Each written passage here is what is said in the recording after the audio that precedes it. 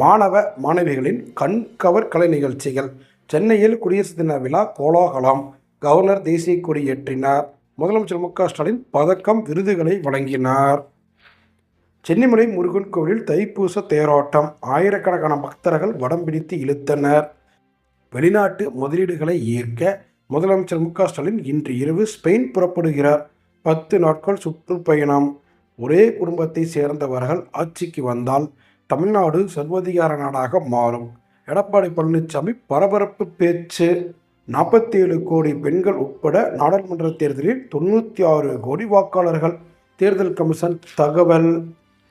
அணிவகுப்பில் முதல் முறையாக முப்படை வீரர்கள் பங்கேற்பு. 40 ஆண்டுகளுக்கு பிறகு சாரட் வண்டியில் வருகை. டெல்லி குடியரசு தின விழாவில் ஜனாதிபதி தேசிய கொடி ஏற்றினார். பிரதமர் மோடி, பிரான்ஸ் அதிபர் மெக்ரான் அலங்கார ஊர்திகளை கண்டு ரசித்தனர்.